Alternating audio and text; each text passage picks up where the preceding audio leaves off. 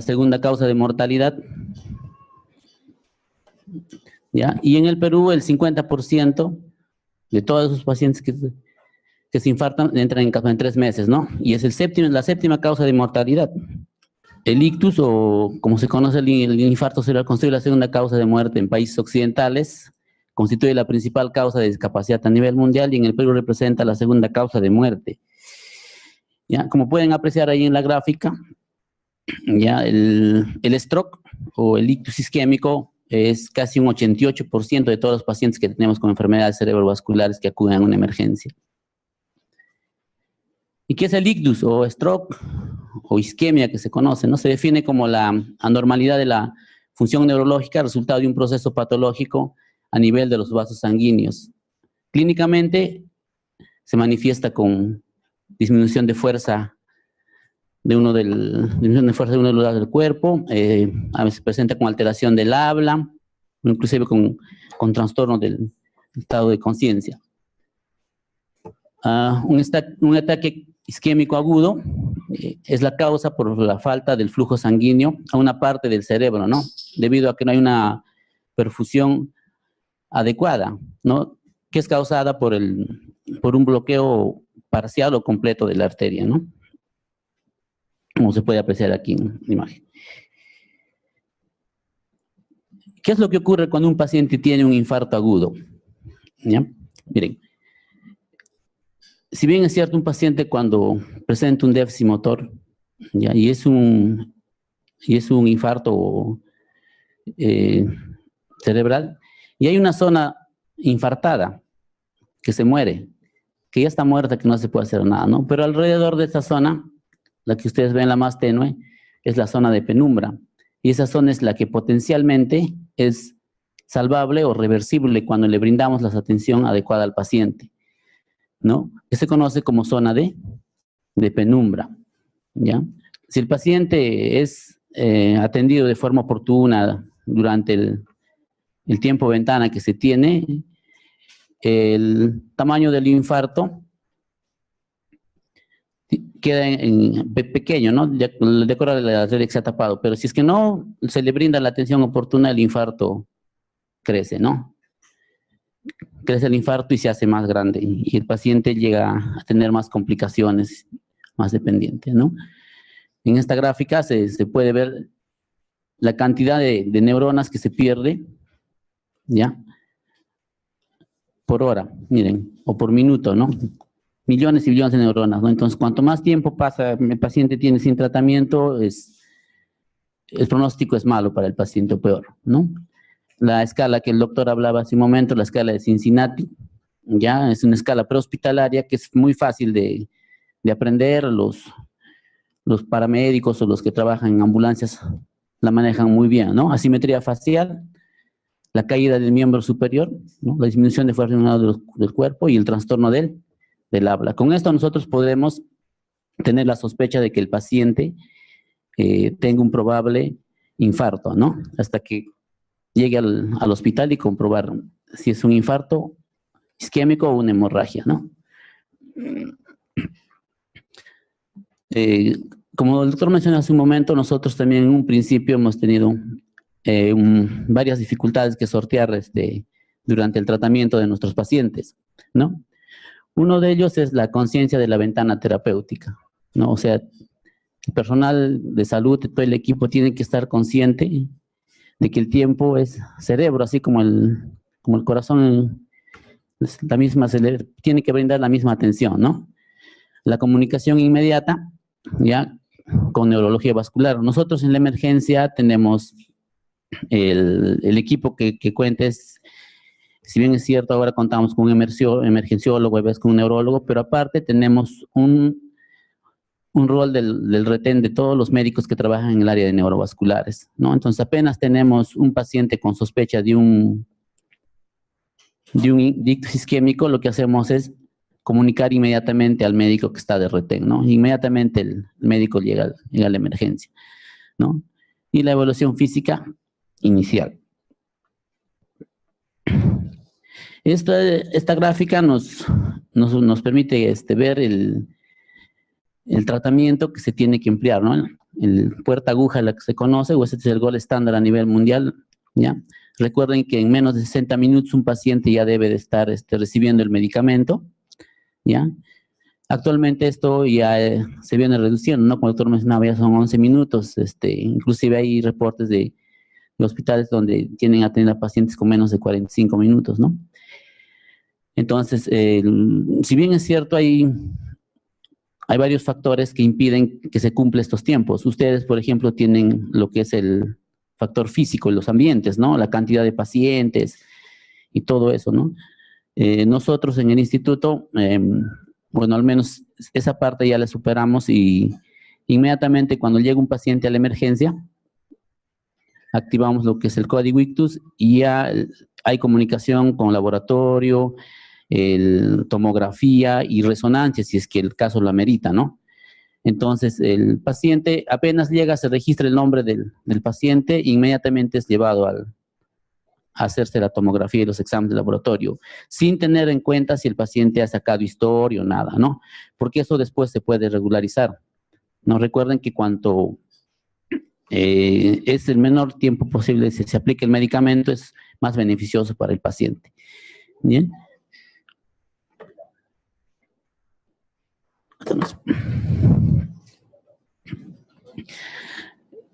Nosotros en el instituto tenemos un protocolo que está establecido ahí para el tratamiento para trombolizar a los pacientes, ¿no? Que presentan un infarto agudo, ¿no? Ustedes pueden entrar a la página web del instituto y pueden inclusive descargar el protocolo que esté ahí, ¿no? Que tenemos el protocolo.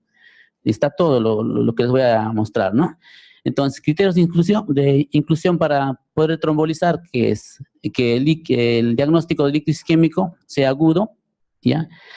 Y que sea menos, en la escala de Lynch tenga este puntaje, ¿no? Entre 4 y 22 puntos, ¿ya?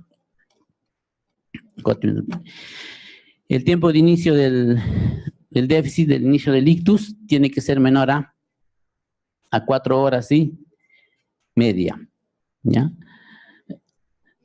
La tomografía, que tiene que ser tomada en un tiempo apropiado y leída por un médico experimentado, ¿no? ¿Ya? Y la edad mayor de 18 años. Estos son criterios de exclusión para trombolizar al paciente. Pero también tenemos toda una lista de criterios de exclusión, que supongo que ustedes también deben de tener en su protocolo que tienen establecido acá en la institución, ¿no? Por ejemplo, mire, ¿qué pacientes no ingresan a ser trombolizados, no? El paciente, una tomografía con signos de hemorragia y efectos de masa, ejemplo, un tumor, una malformación, ¿no? Recuerden que un infarto isquémico tiene la misma sintomatología que un infarto hemorrágico, ¿no? Con algunas salvedades, ¿no? Pero en realidad el paciente con una hemorragia puede presentar déficit motor, puede presentar trastorno del habla, ¿no? Puede presentar pérdida del estado de conciencia, lo mismo que un paciente con ACV isquémico, ¿no? Entonces, ¿dónde nos permite diferenciar eso? Cuando se le saca la tomografía al paciente, ¿ya? Tamaño del infarto, ¿ya? Si el infarto es mayor al un tercio del territorio de la arteria cerebral media, está contraindicada la trombolisis, ¿ya? Infartos que son grandes no se tromboliza. ¿Por qué? Porque tienen un alto porcentaje de resangrar. Y nosotros hemos tenido pacientes, ¿no?, que han resangrado. Presentación de la historia clínica compatible con un HCA, aún teniendo una tomografía normal, ¿no? Hay pacientes que pueden presentar la clínica, ¿no?, de un paciente con HCA y la tomografía normal, y eso también está contraindicado. Historias de hemorragias, de malformaciones, aneurismas salen del protocolo, no ingresan. Sangrado gastrointestinal o del tracto urinario menor a 21 días.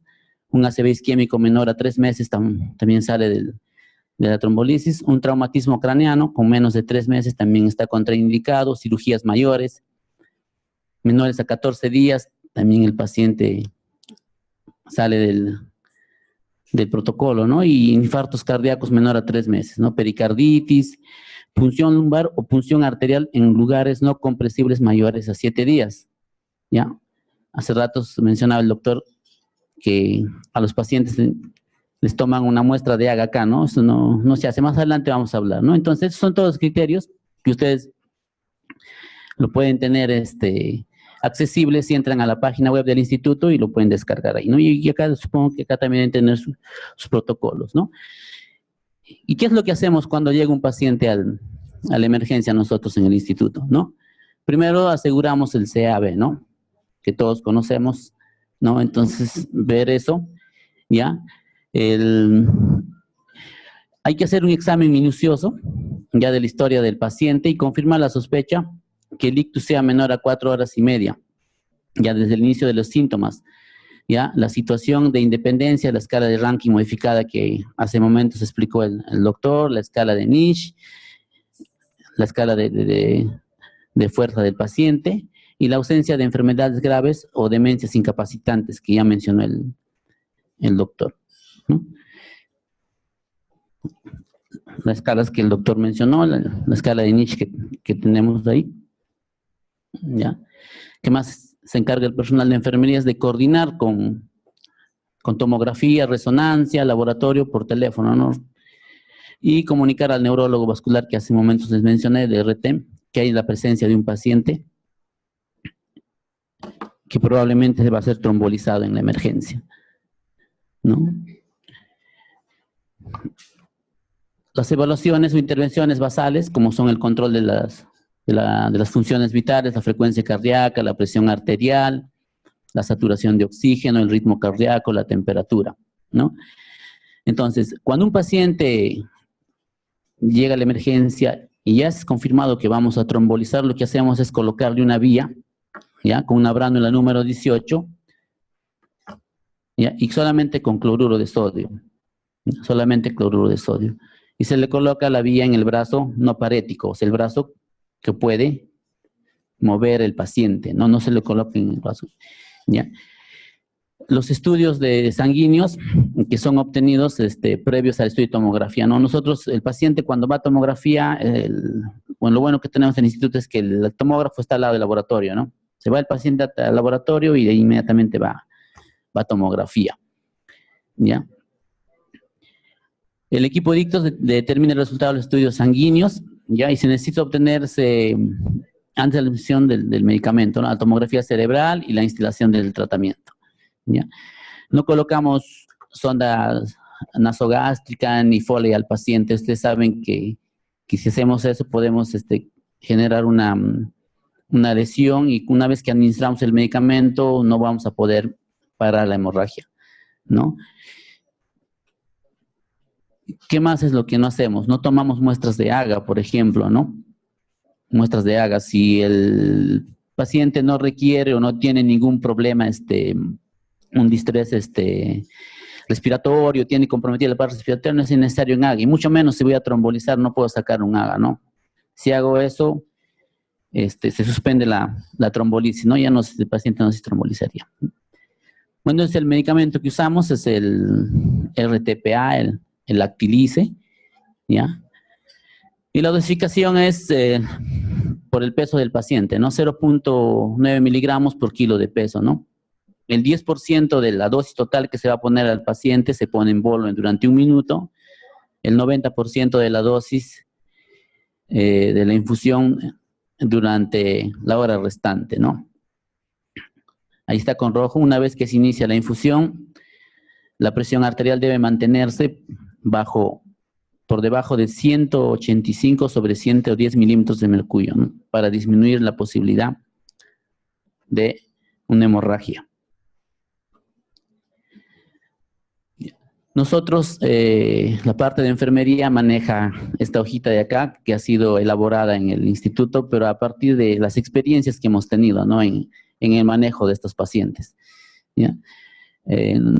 Bueno, anteriormente solamente usábamos la historia clínica como para anotar lo que hacíamos con el paciente, ¿no?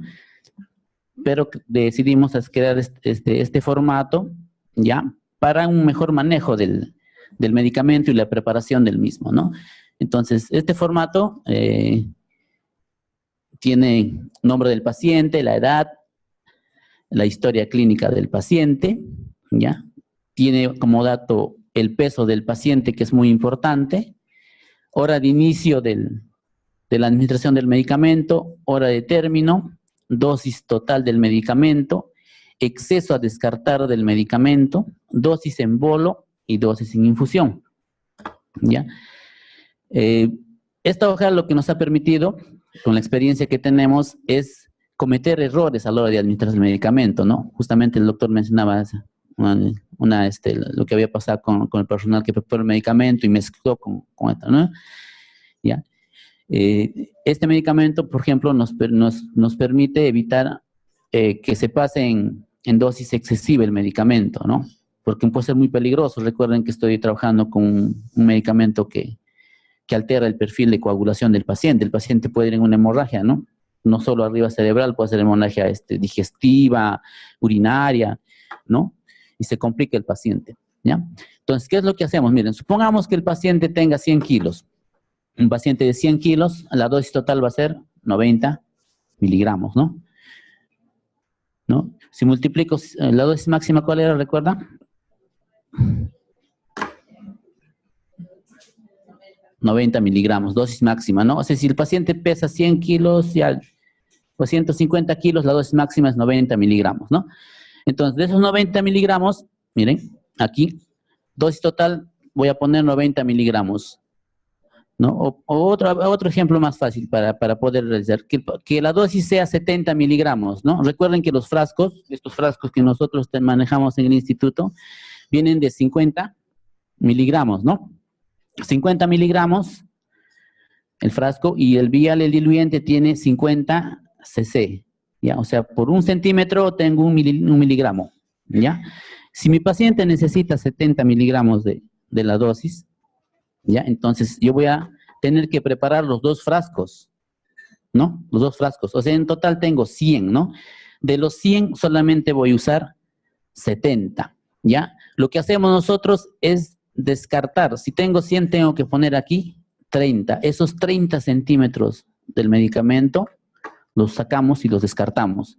Entonces, yo me quedo con la seguridad de que tengo exactamente 70 miligramos del medicamento, del Actilice, ¿ya? Y saco la dosis en bolo, que es el 10%, que sería 7 centímetros nada más, ¿no? Para colocar al paciente en una jeringa. Y el resto de la medicación, los 63 centímetros cúbicos, se pone en una bomba de infusión para pasarlo en 1 hora, ¿ya? Entonces, esta hoja a nosotros nos ha permitido salvar muchos errores, ¿no? Y no crean que ha sido fácil hacerlo, porque hemos tenido que trabajar un montón con los colegas, ¿no? Después de varias experiencias que hemos tenido, ¿ya? Lo que les decía, la posición del paciente, ¿ya? En la camilla puede estar la cabecera en un ángulo de 45 grados o 30 grados, no hay problema. Determinar la saturación de oxígeno, hay que evitar la toma de agua, y les puse con rojito para que se den cuenta, ¿ya? Si la saturación es menor a 94%, coloco oxígeno a 3 litros, ¿no? Para mejorar la saturación, ¿ya?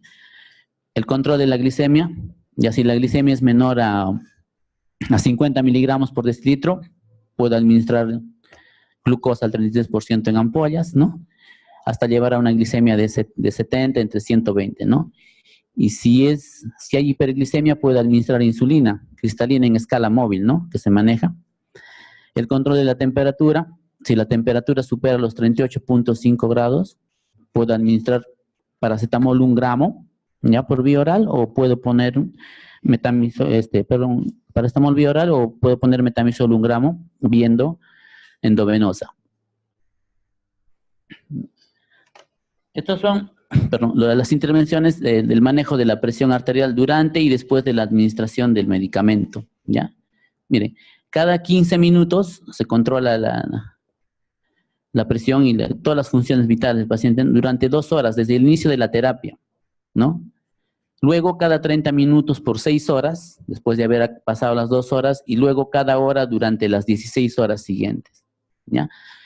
El paciente en la emergencia normalmente permanece entre 6 a 8 horas, ¿no? Cuando un paciente llega al instituto, y ya en el servicio de neurovasculares, ya el paciente tiene una cama separada para el monitoreo, ¿no?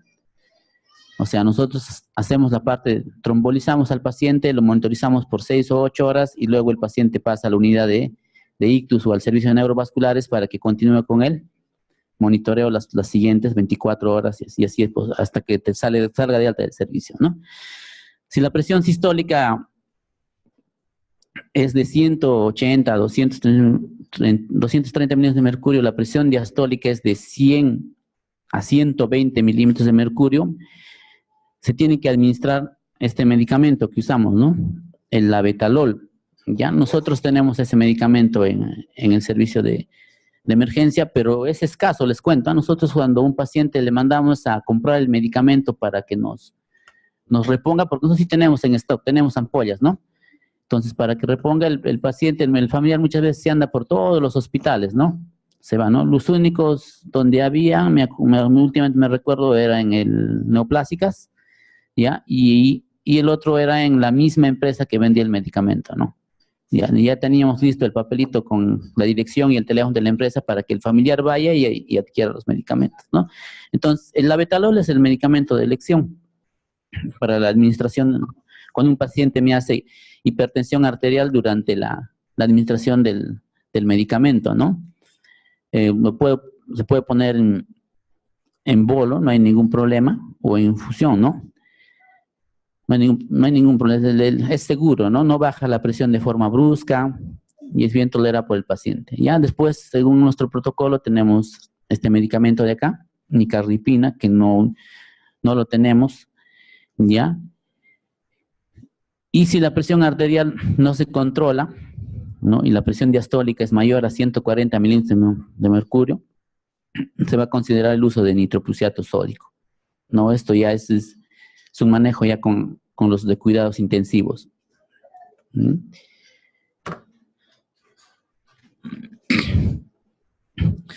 ¿Qué más hacemos en el servicio de emergencia, no? A nuestro paciente que estamos trombolizando, ya, vamos a usar la escala de Nish, ya, y repetir cada 15 minutos durante la primera hora de infusión para ver el deterioro neurológico del paciente. Ya, o sea, cuando trombolizamos a un paciente, hay un personal de enfermería exclusivamente para el paciente, ¿no? Que se encarga de estar al lado del paciente y cada 15 minutos se hace la evaluación de la escala de Nish, ¿no? Todo lo que el doctor nos mencionó hace un momento, todo se hace al paciente para ver si es que el Nish aumenta o disminuye, ¿ya? Listo.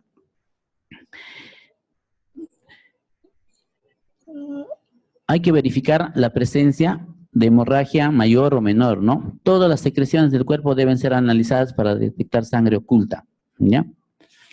Los sangrados mayores son las hemorragias intracraneales, ¿no? Retroperitoneales, gastrointestinales o geniturinarias. Los sangrados leves son encías, sitios de venopunción, ¿ya?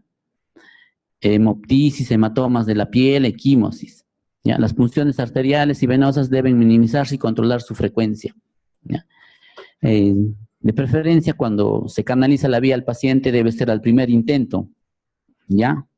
O sea, al primer intento, como decimos en la emergencia, si es que el acceso venoso no es muy adecuado, de frente vamos a la vena basílica que está en el codo, ¿no? Pero debe ser al primer intento, ¿ya? Hay que evitar la toma, inclusive, solamente el paciente tiene dos cincones, uno que le ponemos la vía del personal de enfermería y otro que le echa el laboratorio, nada más, ¿no? El resto hay que minimizar al mínimo, ya, porque si uno canaliza, tiene la canalización frustra, cuando se pone el medicamento se hace un hematoma, ¿no? Porque no es esa parte que aquí ha coagulado, que hay un coágulo, cuando pones el medicamento se destruye el coágulo y otra vuelta, bueno, hay que estar haciendo presión ahí.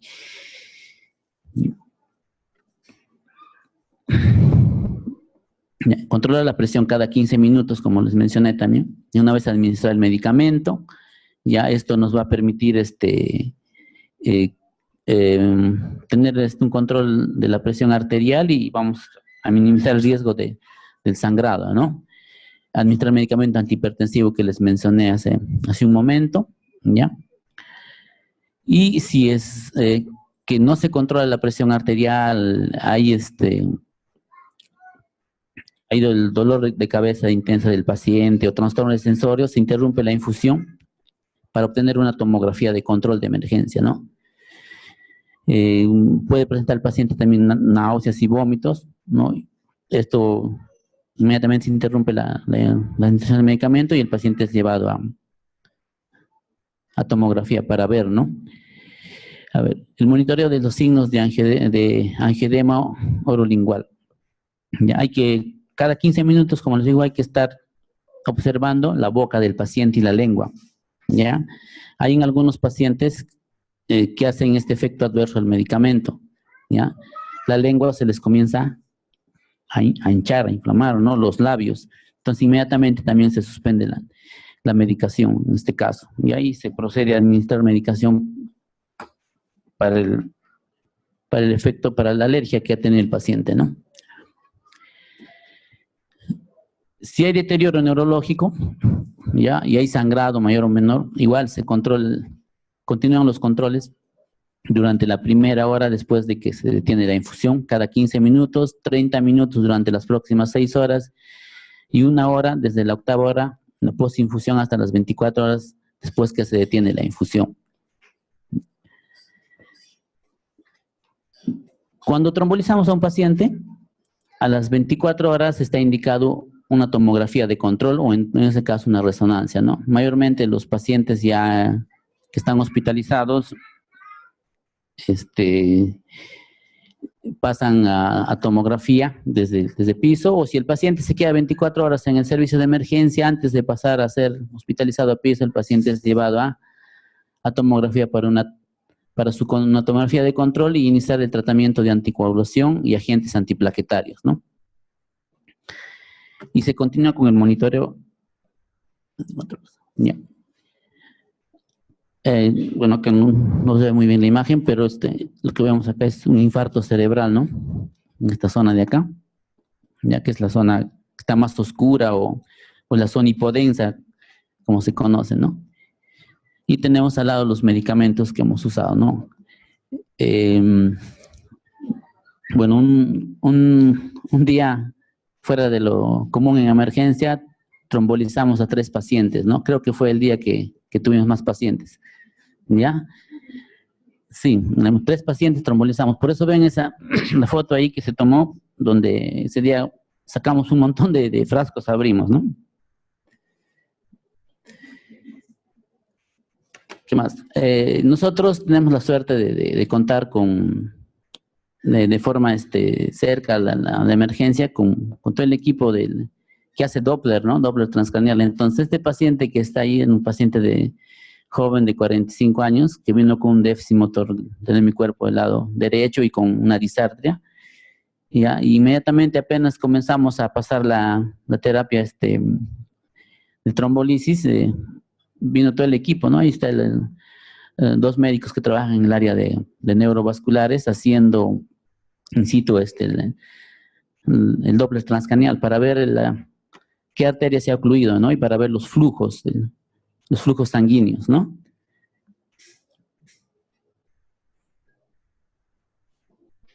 Ya. ¿Se recuerdan la primera hoja que les mostré? Ya, pero no solo fue la única hoja que creamos en el instituto, también tenemos esto de acá, ¿ya? O sea, la idea de estos formatos es facilitarnos el trabajo, ¿ya?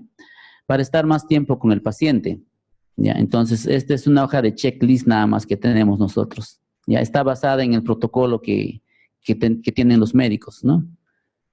Hemos hecho estos formatos y ahí está toda la información necesaria para trombolizar un paciente, ¿no? Nombre, edad, historia clínica, hora de inicio, peso del paciente, dosis total, exceso que se descarte, el bolo. Y aquí están las indicaciones durante la terapia de reperfusión, ¿no? Con el medicamento. NPO, solo ¿qué es lo que hago? Hago checklist nomás, ¿no? En un checklist, monitoreo de los signos vitales, hago checklist, cloruro, checklist, el alteplase, la evaluación neurológica. Todo es un checklist lo que voy haciendo nada más, ¿ya?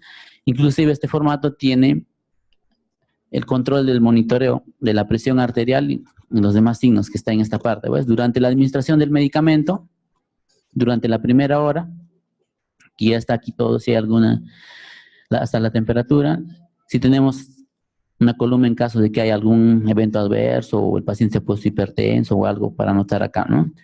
Y tenemos controles no vitales post-trombolisis durante la siguiente hora y después continúa el control de las funciones vitales, ¿no? Durante 1 hora por las siguientes 16 horas, ¿no? Esta hoja es exclusiva de enfermería, ¿ya? No manejamos personal de enfermería, ¿ya? Pero también tenemos esta hojita de acá, que es nuestro formato de Cardex, que ya está digitalizado, ¿no? Entonces, solamente se coloca nombre del paciente y se coloca ahí las horas a qué horas inicia la medicación del paciente. Por ejemplo, miren, paciente que va a ser trombolizado, la fecha, NPO, de frente ahí está NPO, ¿bien? Tenemos el medicamento, el cloruro, le van a indicar ranitidina, ¿no? O indican ranitidina o omeprazol, uno de los dos, ¿no? El cual indica el médico, solamente se coloca aquí la hora, la torvastatina, ¿no? 24 horas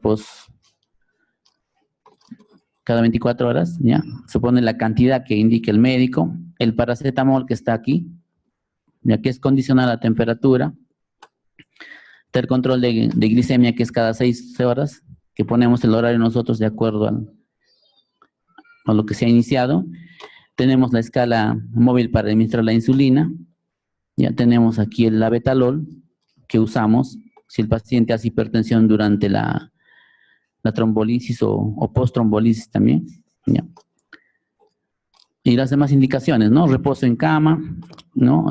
Tomografía de control después de las 24 horas post-trombolisis, ¿ya? Y aquí inclusive hay que no administrar antiagregantes, anticoagulantes por 24 horas, ¿no? Hasta realizar la tomografía de control. O sea, todo esto está ya digitalizado, ¿no? Lo tenemos, es como en realidad son 3 hojas que manejamos, donde está todo lo que hacemos en la emergencia, ¿no? Nos permite ayudar nosotros tener estar más tiempo con el paciente, ¿no? Porque ustedes saben que escribir toma tiempo y eso nos quita a veces valiosos de evaluar inclusive al paciente de forma oportuna, ¿no? A ver.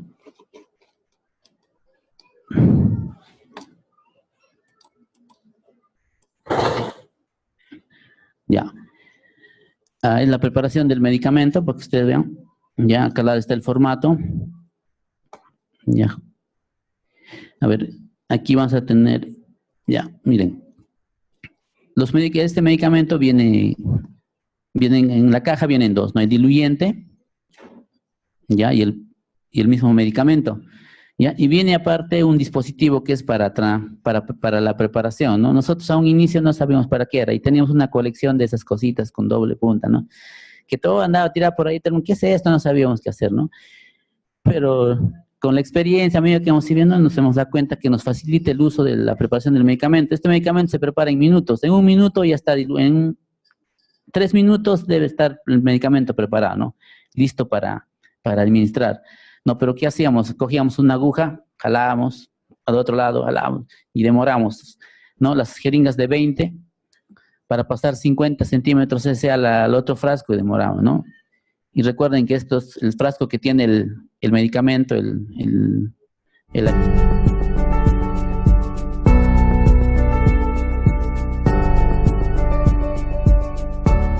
Gobierno del Perú. El Perú primero. ¿no?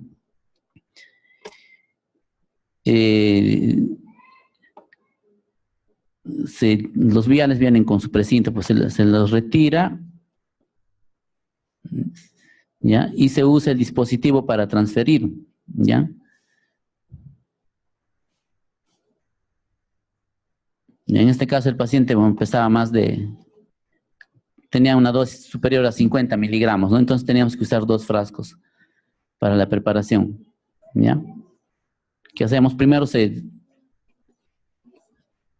coloca el dispositivo en el diluyente, ¿ya? No vayan a poner en el medicamento, porque si ustedes ponen en el medicamento se va el vacío, ¿no? Que tiene para que absorbe el diluyente, ¿no? Primero se pone en el diluyente, ¿ya? Y luego solamente lo que se hace es, se presiona y se lo pone así. Ya, y el agua, como está llenado en vacío el medicamento, el diluyente automáticamente baja, ¿no? ¿Ven? Listo, ahí ya está. Ujú. Como ustedes pueden ver, ahí solo va bajando. No es necesario que es una jeringa, nada. Y es rápido, no ha pasado ni ahí ni un minuto, ¿no? Desde que he colocado. ¿Ves? Y ahí termino de transferir todo el diluyente a donde está el medicamento y solamente retiras.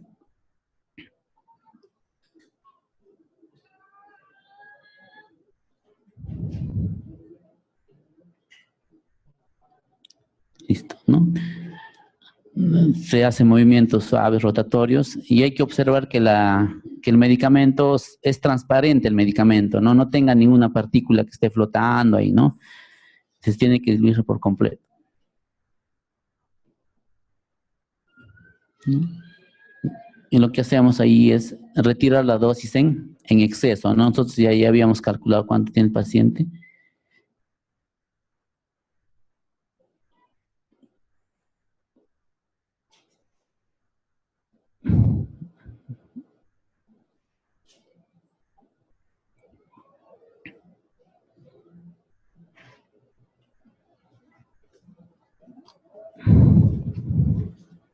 Ya, retiramos la dosis en exceso y solamente nos quedamos con la dosis que deberíamos colocar al paciente, ¿no? Recuerden, 10% de la dosis total en bolo en un minuto y el 90% en una bomba de infusión en 1 hora, ¿ya?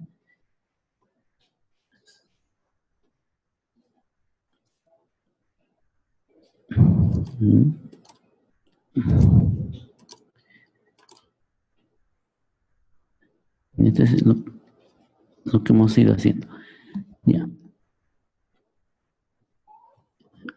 Ahora, usted siempre, nosotros hemos tenido como experiencia la evaluación inicial del paciente. Es muy importante el examen físico, ¿ya? Hay veces todo con la premura de querer trombolizar a un paciente o tenemos a un paciente, todo el mundo corre, ¿no? Corre, corre, corre, corre. Y hay veces dicen, ya, pon el medicamento, ya está la vía, ¿no? Pero muchas veces dejamos el examen físico. A ver, les cuento una anécdota para que no les pase a ustedes. Es muy importante cuando un paciente llegue, revisar al paciente de céfalo-caudal, ¿no? Todo, ¿ya? Resulta que llegó una paciente eso del 11 de la mañana, ¿no? 47 años, una señora con un déficit motor del lado derecho, ¿ya? Estaba fásica, no hablaba la señora, pero sí te obedecía órdenes, ¿no? Y era esposa de un médico que trabajaba en salud, ¿no? Entonces el doctor, bueno, como conoce, lo trajo al instituto, ¿no? Entonces, inclusive, hasta el vigilante, creo, no, esa vez no le dejaba pasar al doctor, ¿no? Me tuvo que llamar el vigilante a mí para decirme que hay un señor que tiene un paciente. Yo salgo y era pues el médico, ¿no? Me comenta y le digo, no abre la puerta que pase. Pasó el paciente y le examinamos y tomografía, inmediatamente. Entonces le llevaron a tomografía, le sacaron la tomografía, le sacaron los exámenes de laboratorio y la imagen se tiene ahí mismo, ¿no? Y el equipo que estaba ahí decía, no, es un infarto, hay que trombolizar ya. Entonces, apenas llegó del paciente, le echamos en la camilla, ¿ya? Y comenzamos a sacarle la ropa, pues, ¿no? Y resulta cuando íbamos sacando el pantalón, la señora tenía una fractura, ¿ya? Se había fracturado el peroné y la tibia, pero nadie se había dado cuenta. Y era del pie que estaba, del lado derecho que estaba parético, ¿no? Que tenía el déficit motor. Entonces, miren, si no hacemos el examen físico, ¿no? O no examinamos bien al paciente, puede haber pasado que le pongamos el medicamento, imagínense en qué hubiera terminado eso, ¿no? Entonces hay que tener mucho cuidado con el examen físico, ¿ya?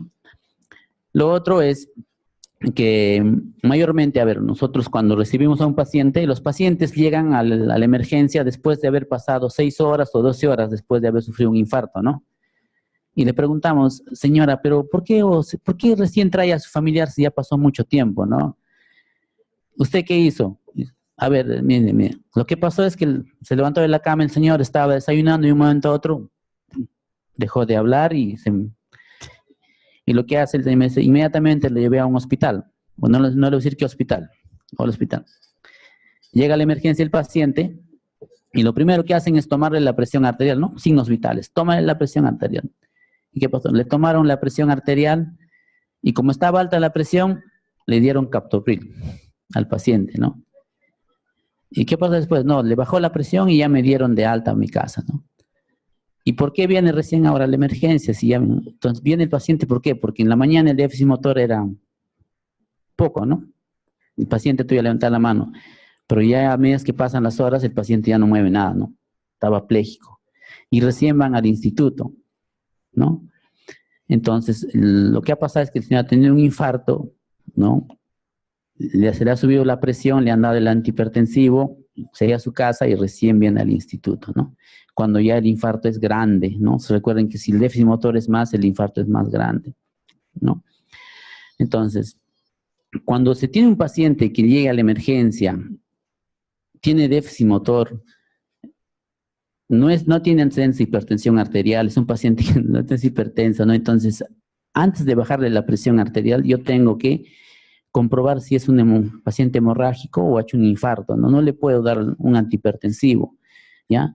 Recuerden que la presión arterial en un paciente que se infarta se va a elevar, es un mecanismo de defensa. Como se ocluyó una arteria, lo que hace el organismo es tratar de destapar esa oclusión. ¿Y cómo hace? Sube la presión. Y ese mecanismo de elevar la presión también es para que esa zona de penumbra siga recibiendo sangre de otras arterias, ¿no? Por eso sube la presión arterial del organismo, ¿no? Entonces, es lo que mayormente todos los pacientes comentan, ¿no? O sea, apenas llega la emergencia, pum, le bajan la presión, ¿no? Entonces, lo que decimos allá es que no, ya lo quemaron al paciente. Y es eso, ¿no? Ya le bajaron la presión, el infarto se hace más grande y el paciente recién regresa, llega a la emergencia. Bueno, colegas o presentes, no sé si tienen alguna duda.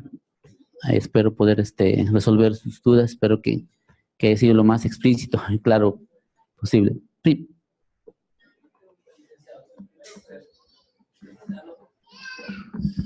¿Cómo ve pues la clase del básico calcular la dosis? Es correcta, tiene que ver con el peso. Cuando un paciente, por ejemplo, viene con una hemiplegia, Ya. ¿cómo se hace el instituto para calcular? Ya. Muy bien, buena pregunta, ¿no? Y a ver, en realidad el peso del paciente para calcular muchas veces hacemos con información, con ayuda del familiar, ¿no? Quien conoce el peso que viene, ¿no? Y en otros casos hacemos un cálculo así más.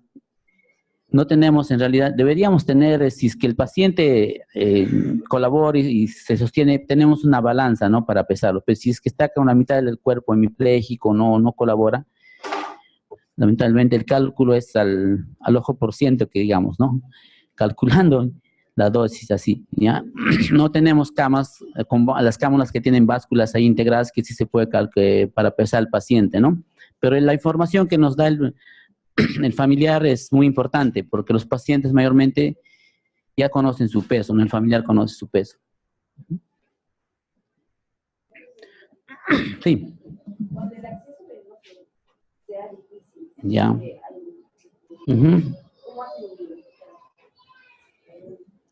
Ya. Bien. Cuando un paciente tiene acceso venoso difícil, mayormente, ya les dije a usted, vamos a la flexura, ¿ya? ¿Es incómodo para el paciente? Sí, pero por que es una emergencia, se puede canalizar ahí, ¿no? A la flexura ¿ya? No está indicado poner catéter venoso central ni canalizar en el cuello, ¿ya? Tiene que canalizar, ¿no? O sea, mayormente quien está de turno, los licenciados ya son expertos, ¿no? Canalizan. Tienen que estar preparados los de emergencia para poder canalizar. Y la válvula que usamos siempre es la número 20, ¿ya? 20.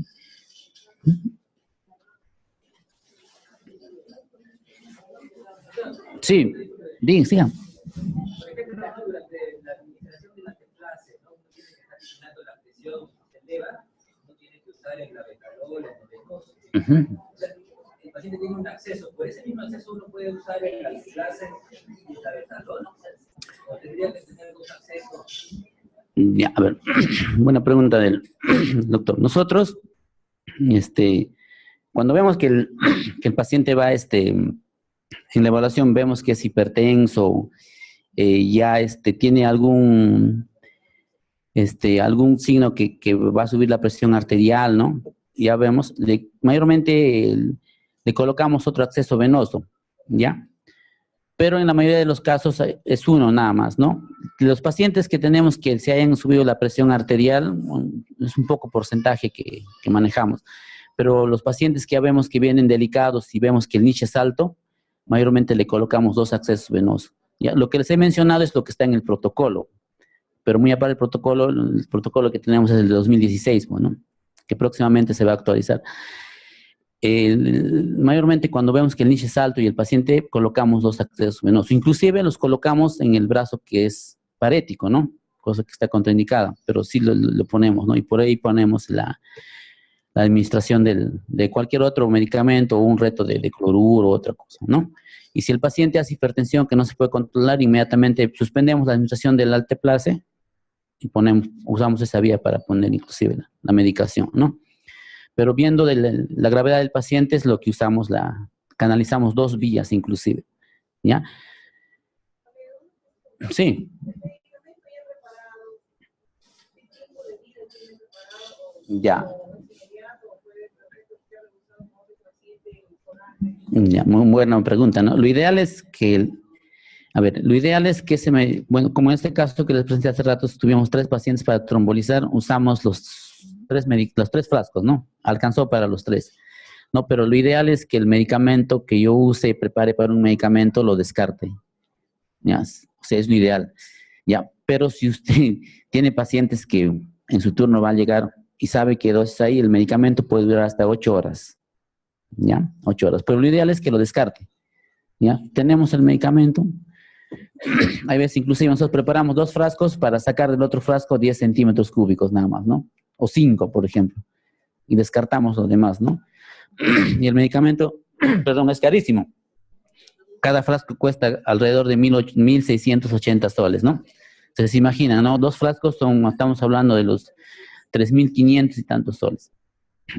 Ya, y el CIS lo cubre, ¿no? Bueno, entonces, sí.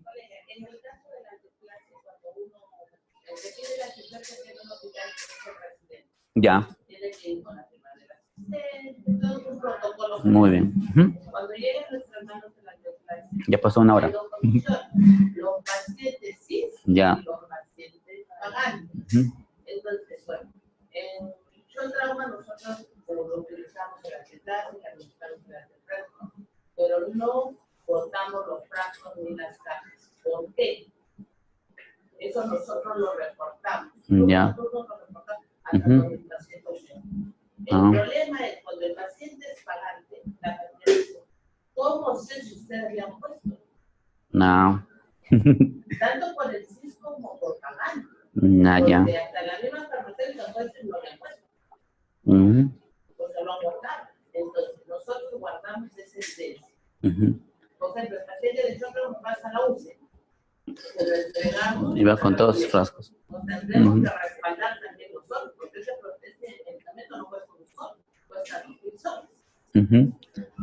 Bueno, nosotros en el instituto, a ver, en el coche de paro que tenemos, tiene todo un gabinete especial donde está toda la medicación, ¿no? La tenemos a la mano, ¿no? Entonces, lo tenemos en el coche de paro, el medicamento, el Alteplase, el Abetalol, todo para pasar el Volutrol, el equipo para la bomba, todo está es un paquete que está ahí, ¿no? Entonces, si tenemos un paciente para trombolizar, sacamos de ahí, ya, pero el familiar ya conversó con el médico, ya se comprometió. En el caso, por ejemplo, de que el paciente es pagante, no le ponemos el medicamento hasta que pague, ¿ya? Entonces si no tiene, el familiar va y firma con el médico, va a farmacia y firma una hoja de garante o una letra, ¿no? Que él va a firmar y va a pagar, ¿no? En ese caso, igual, de todas maneras, de promedio ya está el compromiso del paciente y del familiar para que hagan, ¿no? Sí lo tenemos a la mano, solamente el trámite, ¿no? Agarramos el medicamento, el familiar hace el trámite y después nos repone los que hemos usado, ¿no? Y el familiar, cuando vamos a trombolizar, el médico le hace pasar, le explica qué es lo que tiene su familiar y le dice qué medicamento le vamos a poner. Se le hace ver la medicación que se le va a poner al paciente, al familiar, ¿no? Y nosotros lo ponemos, porque nosotros no tenemos ese problema así de estar llevando las cajas, ¿no? Descartamos todo una vez usado, ¿no? No. Nada, sí. te Ya. llaman a tu casa. ¿Dónde está la evidencia? Ya. Y la farmacéutica viene todavía trayendo la clase y viene a verificar qué pacientes. No, eso sí, claro, no, con todo. Ujú. Ya. Sí, colega, ahí creo que sí. Supone que hay una contaminación para los estantes, ¿no? Ya. Bueno, no se coloca Ajá. porque hay el riesgo. Y si el paciente se complica por otra causa, Ya. ya después de la comunicación, ¿cuál es el margen que nosotros tenemos que esperar Para que coloquen la sonda. Ya, muy bien. A ver, buena pregunta. A ver, cuando llega un paciente a la emergencia, ya, usted ha visto la indicación, dice NPO. Entonces me olvido de la sonda nasogástrica, no la pongo. Ya, NPO. ¿Por qué? No va a recibir una por vía oral del paciente, ¿no? No le pongo sonda nasogástrica. Ya. La sonda Foley, ya, si el paciente se complica, la puedo poner después de pasado 24 horas de la administración del medicamento. Ya, no le puedo poner antes, porque recuerden que puedo yo lacerar el tracto urinario, o en todo ese caso, si es que lo requiere de emergencia, hay que usar todo el frasco de silocaína, ¿no? Si el paciente requiere, a ver, les cuento la anécdota. Un paciente que llegó a la emergencia, lo trombolizaron, ¿no? Y hizo un problema de hemorragia, ¿no? Por el medicamento, ¿no? Entonces este paciente se puso delicado, pues, ¿no? Dolor de cabeza intenso, náuseas, vomitó. Después de 6 horas de haberlo trombolizado, lo llevaron a tomografía y había hecho una hemorragia, ¿no? Cerebral, ¿no? Y además de eso, el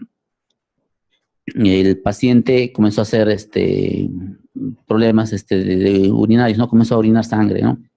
Entonces, en ese caso, viendo la gravedad del paciente, sí se le coloca la sonda, ¿no? Pero con bastante cuidado y usando casi todo el frasco de silocaína, todo el vial de silocaína, ¿no? Se le aplica todo y se le pone en esos casos. Pero en todo caso, la aplicación de la sonda nasogástrica o sonda Foley no la hacemos si vamos a administrar el medicamento al paciente, ¿no? Yo sé que en algunas emergencias de los hospitales generales tienen por protocolo al paciente que llegue así, les colocan, ¿no? Sonda nasogástrica, sonda Foley, ¿no? Así, nos tienen protocolizado eso. Pero nosotros no, ¿no? Inclusive nosotros recibimos pacientes de otros hospitales, el paciente viene con sonda nasogástrica, ¿no? Sonda Foley. Y le retiramos, porque incluso el paciente puede comer, pero ¿por qué le han puesto sonda? No es que llegó a la emergencia y le colocaron la sonda, ¿no?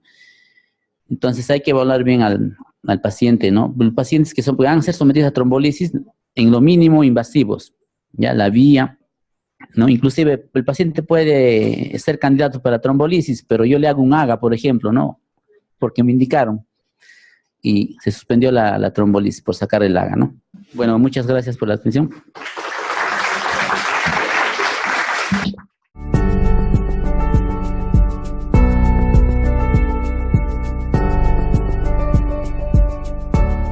Gobierno del Perú. El Perú primero.